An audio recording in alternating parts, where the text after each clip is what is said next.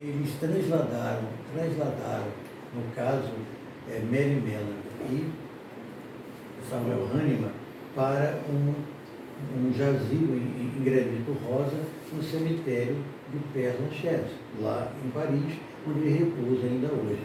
Depois disso, aos 86 anos, fizeram homenagem a ele, lá em um lugar em Leipzig, onde ele foi expulso, e depois os homeopatas americanos construíram um memorial em Washington em homenagem a Hahnemann, que existe ainda hoje, E, enfim, a história de Hahnemann não acaba aí, mas aí ela continua. E aí Hahnemann, então, em espírito, ele se liga em Allan Kardec e faz parte da falange que acompanha exatamente o Espírito da Verdade.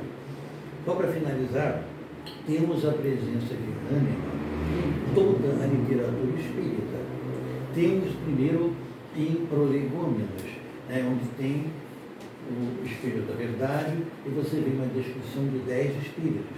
São Luís, João Evangelista, São Vicente de Paulo, Santo Agostinho, o Duque de Fenelon, enfim, Sócrates, Platão, Benjamin Franklin, e depois vem etc. Esses espíritos deram os nomes ali, como Kardec descreveu, porque na época era necessário esses nomes para que houvesse uma certa empatia das pessoas por nomes conhecidos. Mas ali naquele etc., existia um número enorme de espíritos presentes, ajudando ali o Espírito da Verdade. E Hahnemann estava ali.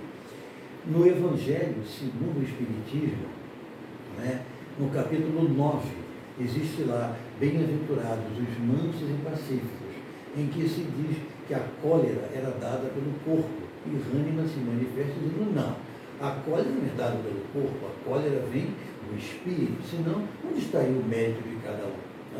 Depois você tem, em obras póstumas, um outro livro, muito importante na doutrina espírita, um ano antes da publicação do Livro dos Espíritos, foi em 1857, em 1856, em maio e junho, nós temos duas mensagens de Hahnemann para Kardec.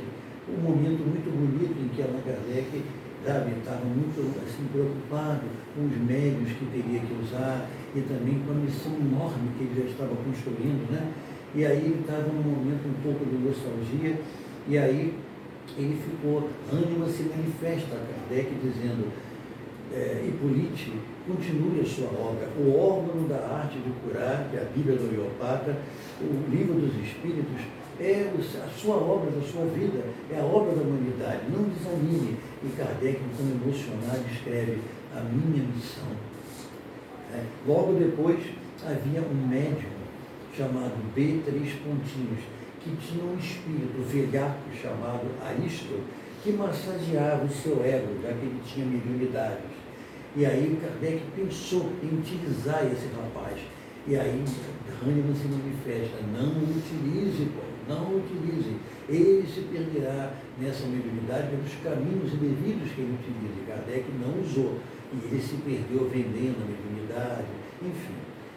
E aí temos ainda também vários momentos da presença de Hahnemann na doutrina, mas vários momentos.